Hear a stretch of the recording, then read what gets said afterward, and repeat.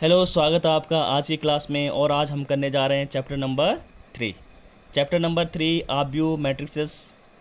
और आज का जो टॉपिक है बच्चों वो रहेगा एलिमेंट्री ट्रांसफॉर्मेशन ऑफ मैट्रिक्सेस या आब्यों पर प्रारंभिक रूपांतर।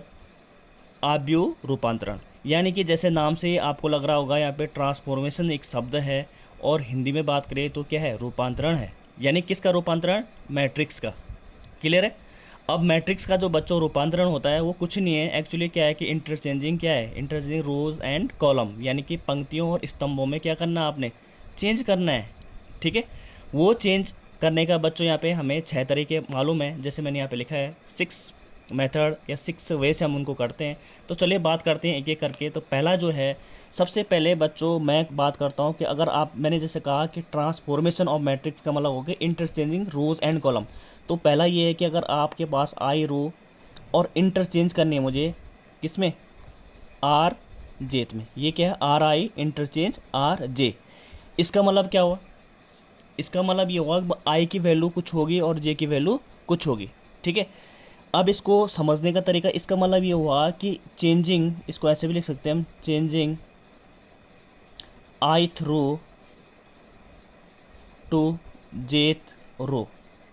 ठीक है, किस में, जेथ रो में। किस में बदला हमने, आई थ्रो को किस में बदला, जेथ रो में बदला।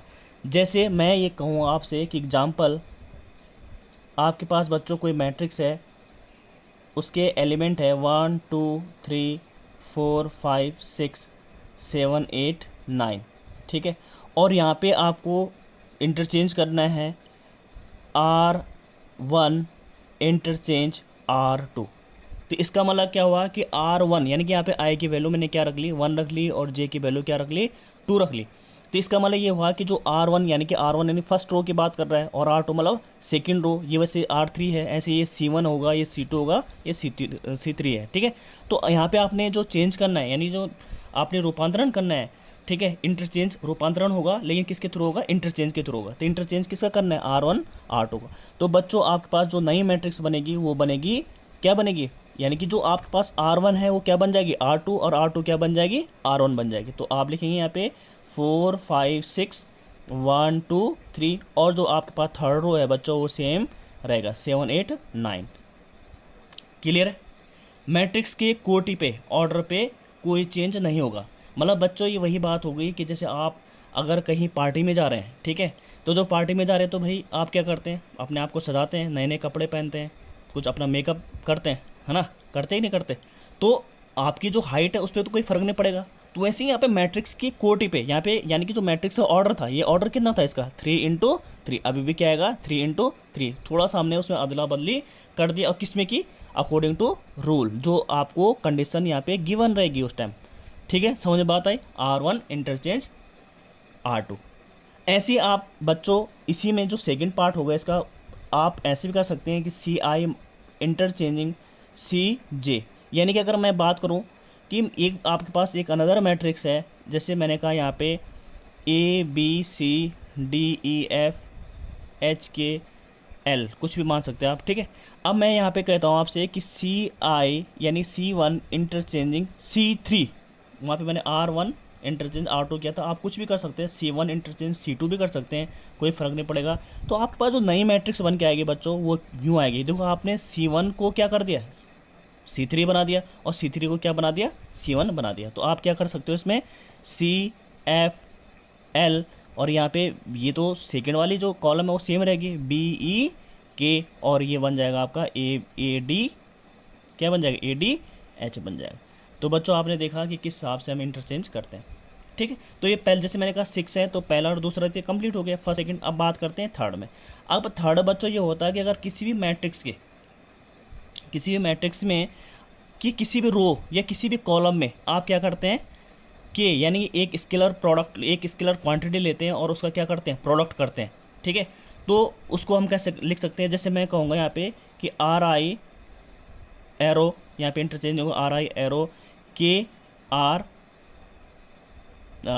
कुछ भी लिख लीजिए आप, आई लिख लीजिए। ठीक है, तो इसका मतलब क्या हुआ कि जैसे मैं एक आपको बताता हूँ, एक अनदर मैट्रिक्स है, सपोज यहाँ पे 1 2 3 3 4 6 1 3 5 1 2 5 है ना। और इसमें आपको क्या करना है, यानी कि R1 में आपने क्या करना है, सपोज आई की वैल्यू मैंने 1 रख ली, R1 में क्या करना है आपने, के की जगह मैं यहाँ पे क्या रख रहा हूँ, 2 रख रहा हूँ। तो यहाँ पे क्या आएगा जब मैंने यहाँ पे, क्योंकि यहाँ पे भी आई है, यहाँ पे भी आई है, तो यहाँ पे क्या कर दूंगा, मैं क्या कर दूंगा, 1 ही तो लिखूंगा। तो आप इसका मतलब ये कि जो R1 है रिजल्ट किस में आएगा, जो इस साइड है, यानी R1 में आएगा। R1 एरो क्या लिख रखा मैंने, 2R1, यानी कि स्केलर क्वांटिटी का आप प्रोडक्ट कर रहे हैं, यानी 2 का प्रोडक्ट कर रहे हैं। तो बच्चों आपके पास क्या आ जाएगा, ये नई मैट्रिक्स बन के क्या आएगी, इसका मतलब क्या आएगी, यानी कि R1 में कर रहे हैं ना आप 2 का, तो यहाँ पे 2 का मल्टीप्लाई कर लीजिए, 2 1 जा 2, 2 2 जा 4, 2 3 जा 6, और ये एज इट इज़ रहेगा। क्लियर है, होप कि आपको ये क्लियर हुआ होगा। ऐसे ही बच्चों जो इसका फोर्थ पार्ट होगा वो ऐसे लिख सकते हैं आप कि सी आई एरो के सी आई, या जे भी कर सकते हैं।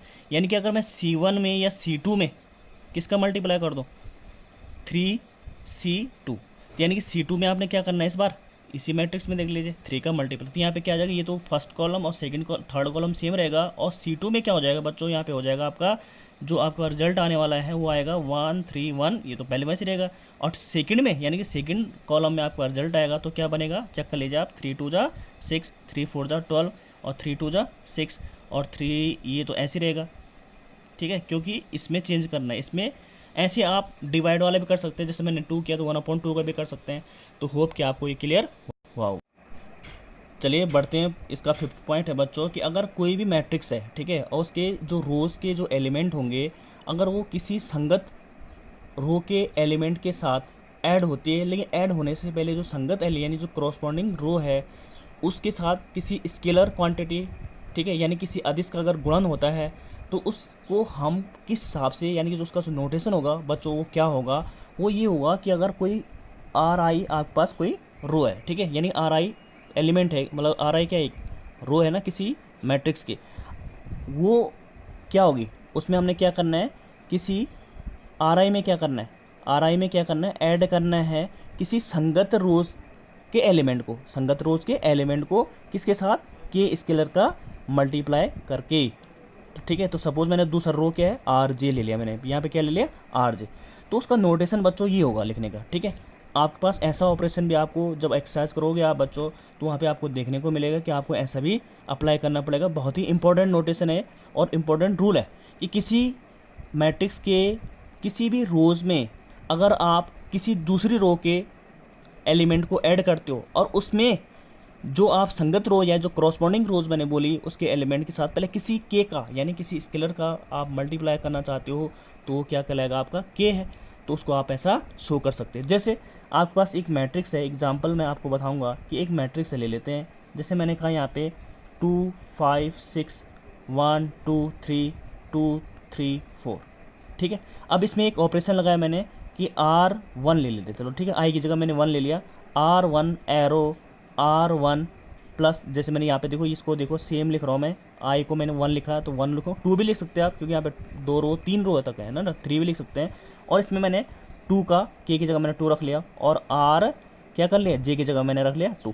इसका मतलब बच्चों क्या हुआ कि R1 में आप क्या ऐड करना चाह रहे हैं, R1 में आप यानी कि फर्स्ट रो में आप क्या ऐड करना चाह रहे हो, 2 टाइम ऑफ R2 यानी कि दुगना ऑफ ये, ठीक है। तो आपका जो नया मैट्रिक्स बनेगा बच्चों खुद सोचो कि आपका क्या बनने वाला है, यानी कि R1 में रिजल्ट आएगा, ध्यान देना जो R1 है ना यहाँ पे उसमें रिजल्ट आएगा, तो उसमें आपने क्या जोड़ा, R1 जोड़ा। तो अगर आपको दिक्कत आती है तो आप यहाँ रफ वर्क भी कर सकते हैं। देखो R1 क्या है 2, R1 पहला एलिमेंट क्या है 2, 2 में आपने क्या ऐड किया 2 इंटू R2 यानी 2 इंटू R2, तो यानी कि 2 इंटू 1 है ना यहाँ पे, तो क्या आ जाएगा बच्चों आप खुद सोचो 2 प्लस 2 यानी कि क्या आ जाएगा 4, यानी R1 में क्या आएगा सबसे पहला एलिमेंट 4। सेम ऐसे ही करना आपने, अभी तो मैं यहाँ पे कर रहा हूँ लेकिन आपको तेज़ी से करना है, एग्जाम में इतना टाइम नहीं होता कि आप ऐसे करते रहोगे। आपने क्या करना है, दूसरा देखो R1 कितना है, दूसरा वाला एलिमेंट 5 प्लस 2 इंटू R2 यानी कि 2 इंटू R2 की यहाँ पे क्या है 2 है, तो कितना हो जाएगा 5 प्लस 4 9, तो यहाँ पे आ जाएगा 9। यहाँ पे बच्चों आप देखो तेज़ी से करते हैं, देखो यहाँ पे क्या आएगा 6 प्लस 2 इंटू 3 यानी 6 प्लस 3 इंटू 2 कितना होगा 6 प्लस 6 कितना हो जाएगा 12। अब बाकी आप ऐसे ही रख लोगे एज इट इज़, ठीक है, समझ बात है। ऐसे ही आपके जो मैंने 6वां होगा आपका वो होगा CI arrow CI plus KCJ, वही है सेम कि किसी भी कॉलम में किसी भी मैट्रिक्स के कॉलम में के एलिमेंट के साथ किसी संगत यानी करस्पॉन्डिंग एलिमेंट करस्पॉन्डिंग कॉलम के एलिमेंट को ऐड करके तथा उसमें किसी के स्केलर का मल्टीप्लाई करके उसको जोड़ना। जैसे आपके पास कोई मैट्रिक्स है 1 2 3 4 5 6 7 8 9 और आप इसमें चाह रहे हैं कि C2 में आप क्या है C2, क्योंकि मैंने यहाँ पे I की जगह में C2 रख लिया और प्लस के की जगह मैंने रख लिया 3 और CJ की जगह में रख लिया C3, यानी कि इस बार आप C2 में रिजल्ट चाह रहे हैं और C2 में क्या ऐड करना चाह रहे हैं C2 प्लस 3 C3। तो कैसा आएगा देखिए यहाँ पे C2 में, यानी कि C1 तो एज इट इज़ नॉट कर लूँगा मैं, क्योंकि C1 में कोई चेंज, C2 में चेंज आ रहा, तो C2 में क्या होगा, C2 में आप क्या ऐड कर रहे हैं 2 इंटू 3 इंटू दिस C3 है ना, C3 है, यानी कि C3 में 3 का मल्टीप्लाई करके C2 ऐड कर रहे हैं। समझ में बात है, C3 में जहाँ जहाँ C3 दिख रहा है उसमें 3 का मल्टीप्लाई कर लो आप, तो यहाँ पे क्या होगा 3 3 जा 9 प्लस C2, तो कितना हो जाएगा 9 प्लस 2 कितना होगा 11 आ जाएगा। यहाँ पे 6 इंटू 3 18, 18 प्लस 5 23, 9 प्लस 3 27 और 27 प्लस 8 कितना होता है 35। और यहाँ पे क्योंकि C2 में रिजल्ट आना था वो आ चुका है और एज इट इज़ बाकी जो आपका थर्ड कॉलम है वो मैं ऐसे ही नोट कर लूँगा। तो बच्चों ये आपके पास जो नई मैट्रिक्स आएगी वो ये हिसाब से आएगी। इसके बाद बच्चों जो आपका जो नेक्स्ट इसमें पोर्शन है वो है व्युत्क्रमणीय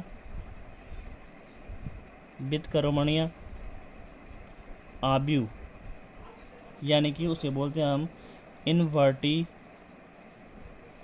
मैट्रिक्स, है ना। तो इनवर्टिबल मैट्रिक्स भी चेक कर लेते हैं। इनवर्टिबल मैट्रिक्स बच्चों ये होता है, एक तरफ से देखा जाए तो किसी मैट्रिक्स का इन्वर्स निकालना, ठीक है। तो उसको हम क्या बोलेंगे व्युत्क्रम आव्यूह, क्या बोलेंगे व्युत्क्रम आव्यूह, यानी कि इन्वर्स ऑफ मैट्रिक्स, क्या बोलेंगे इन्वर्स ऑफ मैट्रिक्स। तो इन्वर्स ऑफ मैट्रिक्स के लिए बच्चों जो कंडीशंस होती है, सबसे पहली कंडीशन ये होती है कि उसका वर्ग आव्यूह होना बहुत ज़रूरी होता है। क्या होता है वर्ग आव्यूह, यानी कि वर्ग के लिए क्या बोलते हैं हम स्क्वायर मैट्रिक्स, यानी कि अगर किसी का हमें इन्वर्स निकालना है तो सबसे पहले क्या होगा स्क्वायर मैट्रिक्स उसको होना पड़ेगा। तो मैं यहाँ पे लिखता हूँ इसकी जो डेफिनेशन तैयार होगी कि अगर आपके पास कोई मैट्रिक्स है A, ठीक है, और वो क्या है M ऑर्डर की है, किस ऑर्डर की है, यानी कि किस कोटि की है, हिंदी में बात करो किस कोटि की है M ऑर्डर की है, यानी कि M इंटू M होगा, यानी कि 2 बार लिखने की जरूरत नहीं होगी, यानी N इंटू N बोलो या तो M इंटू M बोलो, तो किस कोटि की है M ऑर्डर की। और एक B मैट्रिक्स है, ठीक है, वो भी क्या है वर्ग आव्यूह है, यानी कि स्क्वायर मैट्रिक्स है, वो भी हम यहाँ पे AB इक्वल टू बच्चों अगर I हो जाता है, ठीक है, यानी कि B कोई मैट्रिक्स है उसका कुछ ना कुछ क्या होना चाहिए अस्तित्व होना चाहिए, यानी कि वहाँ पे कुछ ना कुछ एग्जिस्ट करेगा, ठीक है, समझ में बात आई। तो यहाँ पे क्या होगा AB अगर आपने मल्टीप्लाई करके क्या आ गया I आ गया, और B A को भी यानी कि उल्टा अगर आपने रिवर्स किया तब भी क्या आ गया I आ गया। तो इस केस में हम लिख सकते हैं कि AB बराबर BA इक्वल टू I। तो यहाँ पे हम ये कहेंगे कि या तो A किसका इन्वर्स होगा B का, या फिर B किसका इन्वर्स होगा A का। तो होप कि आपको ये क्लियर हुआ होगा। चलिए इसको एक एग्जांपल के थ्रू समझते हैं। जैसे आप यहाँ पे देख रहे हैं कि यहाँ पे दो मैट्रिक्स है, A इक्वल टू जो उसकी फर्स्ट रो है 2 3 और सेकंड रो है उसकी 1 2, और B जो मैट्रिक्स है वो है 2 -3 -1 2, ठीक है। यहाँ पे देख रहे होंगे आप दोनों मैट्रिक्स क्या है सेम ऑर्डर के। अगर बच्चों में AB निकाल दूँ तो आपको पता है कि AB कैसे निकलता है 2 3 1 2 डॉट 2 -3 -1 2, ठीक है। अब पहले क्या होता है इनका डॉट करना वाला होता है पहला रो, मैं बहुत बार बता चुका आपको, फर्स्ट रो फर्स्ट कॉलम आएगा, तो यहाँ पे क्या बनेगा 2 इंटू 2 माइनस प्लस आना था लेकिन ये माइनस कारण क्या हो जाएगा 3 इंटू 1 माइनस है ना, तो माइनस आ जाएगा। फिर इसका इसके साथ करते हैं 2 इंटू 1 और फिर इसका होगा माइनस, क्योंकि 2 इंटू -1 हो गया माइनस आ जाएगा। 2 इंटू प्लस आता था यहाँ पे प्लस 2 इंटू -1, तो -1 का अगर इसके साथ इंटू होगा 2 के साथ तो क्या कर देगा वो माइनस कर लेगा इसको भी, क्लियर है। इसका फिर इसके साथ करेंगे यानी कि फर्स्ट रो सेकंड कॉलम, तो ये हो जाएगा 2 इंटू -3 फिर प्लस 3 इंटू 2, फिर इसका करेंगे बच्चों 1 इंटू -3, फिर क्या करेंगे प्लस 2 इंटू 2। तो देखिए क्या बनता है ये 2 2 जा 4, 4 में से 3 गए तो क्या बनेगा 1, 2 1 जा 2, ये तो 0 हो जाएगा आपका, और ये क्या बन जाएगा आपका 3 2 जा 6 प्लस 6, और ये हो जाएगा आपका 3 -3 प्लस 4। तो देखिए आपके पास रिजल्ट जो आएगा वो आएगा 1 0 0 1। तो ये क्या बने आपकी I। ऐसे अगर आप बच्चों BA निकालोगे तो वो भी क्या बन जाएगा I बनेगा, आप चेक कर लेना। तो यहाँ पे आपने देखा कि AB बराबर BA बराबर क्या आया I आया। तो इसका मतलब ये हुआ कि ये तो A जो है B का इन्वर्स है या फिर B क्या है A का इन्वर्स है, तो हम ऐसा इसको निकालते हैं। लेकिन अगर आपने एक्सरसाइज करनी है और उसमें आपने देखा, ये तो हमने बताया कि इन्वर्स होता है, ये दोनों क्या है, ये तो ए क्या है, बी की इन्वर्स है या बी ए की। लेकिन अगर मैं इसको जब मैं एक्सरसाइज में आऊँगा तो इसको डायरेक्ट हम ऐसे कर सकते हैं कि अगर आपको करना है किसी भी आव्यूह का, यानी कि जैसे मैं लिखूँगा यहाँ पे किसी आव्यूह यानी किसी भी मैट्रिक्स का अगर मुझे क्या निकालना है, अगर मुझे व्युत्क्रम निकालना है, क्या निकालना है, व्युत्क्रम ज्ञात करना है, यानी इन्वर्स ज्ञात करना है, ठीक है। तो उसके लिए एक सिंपल सा एक रूल है, ए बराबर आई ए। क्या करेंगे आप, ए बराबर आई ए। अब इसमें ए क्या है, ए तो बच्चों आपके पास क्या है, मैट्रिक्स है। जो ये क्या होगी आपके पास, ये आपके पास होगी गिवन मैट्रिक्स, जिसका हमें क्या निकालना होगा, क्या निकालना पड़ता है, जिसका हमें इन्वर्स निकालना है इसी मैट्रिक्स। ये तो दिया रहेगा आपको, जैसे मैं कह दूंगा आपको एग्जांपल के तौर पे कि ए बराबर 2 3 5 6 है, इसका इन्वर्स निकालिए। तो इसका मतलब ए क्या है, ए ये है, और उसको इक्वल टू आई क्या है, आइडेंटिकल मैट्रिक्स है, और आई क्या है, ए क्या है, फिर यही है। तो ये तो आपका गिवन मैट्रिक्स होगी, ये आपके पास आइडेंटिकल है, ठीक है, आइडेंटिटी मैट्रिक्स है, ठीक है। और ये आपके पास फिर क्या है, गिवन। इसको आप ऐसे लिखेंगे लेकिन लिखना नहीं है, ये क्या होगा यहाँ पे ए के फॉर्म में चलता रहेगा, इसको लिखने की जरूरत नहीं। अब बच्चों हमें क्या करना होता है इसमें, अब जब मैं एक्सरसाइज करूँगा तब मैं आपको बताऊँगा कैसे, लेकिन मैं यहाँ पे फिर आपको एक बता देता हूँ, आइडिया दे देता हूँ कि इसको हमें इस वाले मैट्रिक्स को क्या बनाना पड़ता है, आइडेंटिकल मैट्रिक्स, यानी आइडेंटिटी मैट्रिक्स बनाना है। आइडेंटिटी मैट्रिक्स मतलब जिसमें एस आ जाए, जैसे ये वाला या ये भी 1 0 0 1, ठीक है। इसको मैं बनाऊँगा तो इसके लिए मुझे किसकी ज़रूरत पड़ेगी, जो मैंने अभी अभी स्टार्ट किया था आपका ट्रांसफॉर्मेशन ऑफ मैट्रिक्स, कि कैसे हमने जो है इंटरचेंज किए थे रो एंड कॉलम को, यहाँ पे ज़रूरत पड़ेगी बच्चों आपको। तो जो ये आपका आज का लेक्चर था उसका मकसद ये था कि how to find out the inverse of any matrix, ठीक है, यानी कैसे भी हम किसी मैट्रिक्स का इन्वर्स कैसे। तो बच्चों जब आप एलिमेंट्री ट्रांसफॉर्मेशन ऑफ मैट्रिक्स के जो आपको अभी कंडीशंस बताई थी उसके थ्रू जब आप इस मैट्रिक्स को आइडेंटिकल मैट्रिक्स में यानी आइडेंटिटी मैट्रिक्स में आप क्या करोगे, ब्रेक कर दोगे, यानी कि ऐसा फॉर्म आ जाएगा, तो आप देखेंगे कि यहाँ पे जो आइडेंटिकल मैट्रिक्स थी उसमें कुछ चेंज आएगा, उसमें क्या आएगा, कुछ चेंज, यानी कि वो नई मैट्रिक्स बन के आ जाएगी, ठीक है। तो ये वाला ही क्या कहलाएगा, आपका इन्वर्स कहलाएगा। क्या कहलाएगा बच्चों, इन्वर्स मैट्रिक्स कहलाएगा। होप कि आपको ये क्लियर हुआ होगा।